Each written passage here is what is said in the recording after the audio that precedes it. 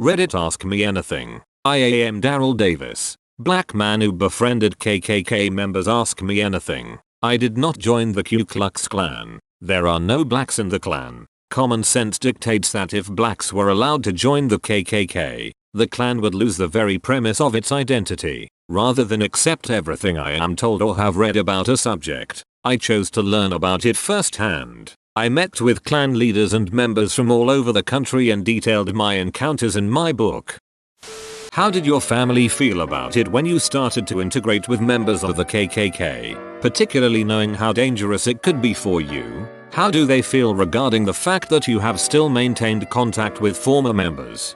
My mom had already passed when I started this venture, but my dad was concerned for my safety. He understood what I was doing and why I was doing it. He encouraged me, but cautioned me to be careful. I've even introduced him to some Klan members. When I got married, I invited some Klan members to my wedding. Those who were able did come, not in their robes and hoods, and had a good time. I have been in 51 different countries around the world, so I have a wide variety of friends and they got to mingle with some of these people. I did not announce that any particular guests were KKK members. Some of my guests knew and some didn't. My dad is fine with what I do as long as I'm honest and believe in what I'm doing.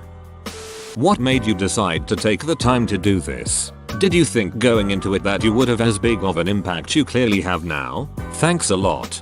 To be honest with you, it was more curiosity than courage. I truly had no idea that as many people would be as interested. It bothers me a great deal that we as Americans have the ability to talk to people all over the world via our cell phones, or on the internet like I'm doing with you right now, or even all the way to the moon.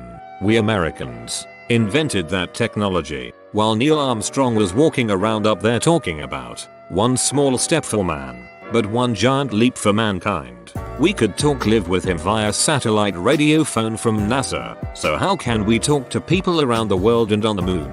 But yet, we can't even talk to our next door neighbor because he or she might be of a different skin color or religion? It seems to me, before pat ourselves on the back and call ourselves the greatest nation in the world, we need to raise our ideology up to the level with our technology. So, I decided to try to be part of the solution, rather than part of the problem. What was the biggest misconception you had about the Klan, its members, before you met them? As in, what surprised you most about them? Sorry, I'm trying to find a way to word this so it doesn't sound like I'm defending them. I'm not. It's just that Klan members tend to be depicted as comic book style caricatures, and I suspect that the truth is more complex, even if they are ultimately just as bad. Well, of course you are on the money in that they are generally stereotyped as comic book caricatures who yell and scream racial epithets on Jerry Springer and Geraldo. I've done a lot of those shows with them, and yes, that stereotype does exist and is probably the one with whom most of the public is familiar, due to the media attention and ratings. That's to say that they don't behave that way outside of the spotlight. Many of them do, but there are plenty who do not engage in that stereotypical fashion, and I've met plenty of them. So it was surprising and refreshing to be able to carry on a good conversation with them, regardless of whether or not we agreed or disagreed. What's it like playing with Chuck Berry? And that's you behind Bill Clinton and his famous saxophone appearance? Please name some others you've played music with, and how has it affected your Klan endeavors? Yes, I've played with Chuck Berry on and off for 31 years. I love rock and roll, and he's the man who invented it, by combining elements of black blues and boogie woogie with elements of white country music. Yes, that is Bill Clinton. I've played for him a few times. One of the first Klan members I met was when I was in a country band. I was the only black guy in the band and in the whole place. This white guy came up to me on our break and said that this was the first time he'd ever heard a black man play piano like Jerry Lee Lewis. I explained to him that Jerry Lee Lewis learned that style from black boogie woogie piano players. The guy didn't believe me, even after I told him I knew Jerry Lee personally and he had told me this himself. Turns out the guy was a member of the Klan, but was fascinated with me and became a regular fan. He and I became friends, and it was him who helped me initially get started in meeting other Klan members. Were you ever threatened with violence by Klan members or physically attacked?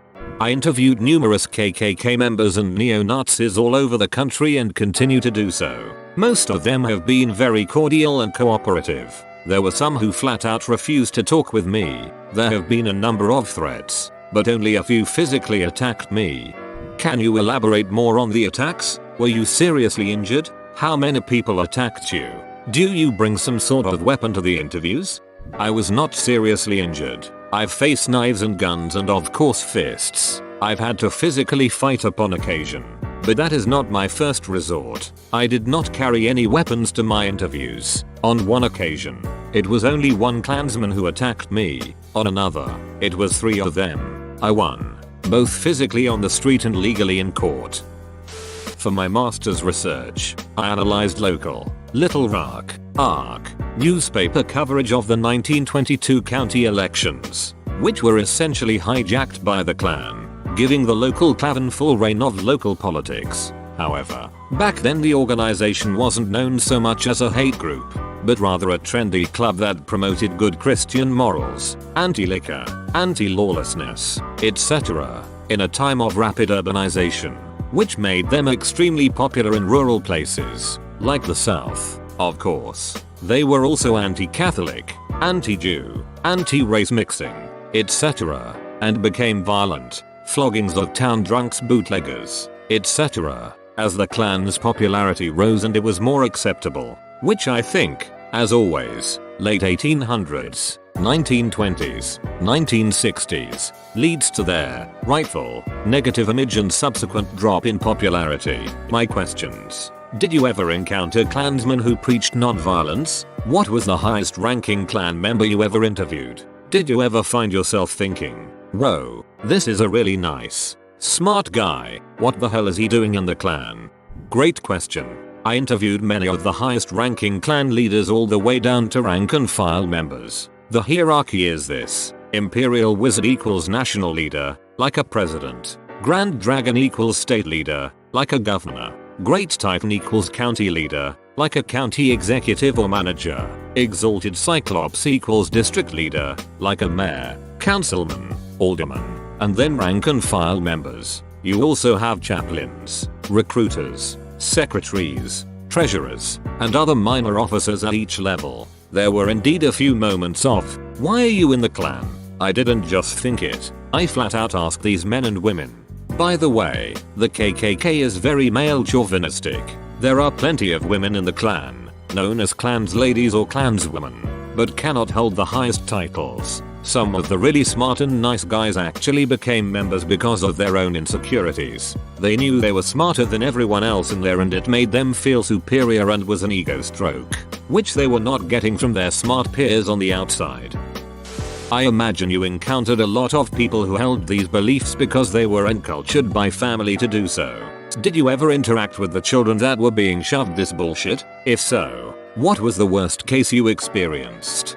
Oh yes, I've encountered a lot of children who were being raised in this culture. Some have grown up to become leaders in the movement, while others have had a change of mind. One of those children I befriended when she was 15, later got out of the Klan and said of her parents, trying to close a mind that has not yet had the chance to be opened is the worst form of child abuse. Is the Klan all about hate mongering, or do they have any redeeming qualities? That is, do they help communities in any ways? While there have been numerous instances of Klan members destroying communities, bombing churches, committing lynchings and other atrocities, here have actually been many instances of Klan groups helping communities as well. Some have helped rebuild homes and churches, collected food and money for the needy and the poor of both black and white races and kept highways clean by adopting a highway. Some of it has been genuine, while some of it has been to generate positive publicity for their agenda. Some of these redeeming things go unnoticed by the media and some offers by KKK groups to participate in positive community activities are rejected. Do you actually befriended them as in you became friends? Or did you just meet them, had some kind of conversation, and you managed to not kill each other? Yes, I truly befriended some of the KKK members and neo-Nazi members. Some of them left their respective organizations as a result of our friendship, not at my request, but due to their own rethinking their ideology. There are others with whom I am friends, who are still in their organizations. You can have friends with whom you respectfully disagree. but can you have friends who think you are worth less as a person than they are? Or is that a misrepresentation of what members of the KK feel about people who aren't white? For the most part, that is what many of them think. There are those who believe that you may be equal to them, but you need to stay with your own and they need to stay with their own. But what they think about me does not determine or influence what I think about myself. When I keep that in mind, I am able to maintain a friendship with those who think less of me. I have complete knowledge of myself, confidence, respect and dignity. None of my friends started out liking me, they hated me. But, by maintaining the aforementioned characteristics, some eventually changed their minds, and that was the beginning of some wonderful friendships. Have you seen Dave Chappelle's Clayton Bigsby skit? What did you think of it? Yes, I've seen it. I can see where people who've never been to a Klan rally might think it was funny. I doubt if Dave Chappelle has ever attended a KKK rally. I've been to a bunch of them and believe me, there's nothing funny about them. Have you ever put on one of Robe's hoods? Out of curiosity, I tried on one of the robes and hoods I received. I looked at myself in the mirror, determined I looked ridiculous. So I took it off. Many people feel powerful when they put on a costume of someone who they perceive to have power, like Clark Kent in a suit and tie, changing into his Superman outfit. I have witnessed that happen when I've attended Klan rallies and watched members change from their regular clothes to their robes and hoods. So I tried it. It didn't do anything for me. Did you ever consider going undercover by wearing the full getup so they couldn't determine your race? Unlike them, I don't hide who I am. Are there any depictions of the KKK or other white supremacist neo-Nazi groups in TV or movies that you think are very close to the real thing? Or are they mostly altered for as the result of a Hollywood effect? The first one that comes to my mind is American History X. If you've seen it, and if you haven't you should, do you think it accurately portrays those types of groups? Yes, I've seen it, and yes, it accurately portrays a certain segment of those types of groups. But not all groups. Everyone should see it. Good call. Were there any neo-Nazi skinheads in the Klan that you spoke to? If so, how were they different than, let's say, traditional Klansmen? Yes, there were neo-Nazis in some of the Klan groups I dealt with, and some groups refused to allow neo-Nazi skinheads to join. The KKK groups that have more younger leaders and members will generally welcome neo-Nazis. This is usually because their membership numbers are down, so they are trying to establish a strong presence and therefore recruit any white person, neo-Nazi or other affiliation who wants to join.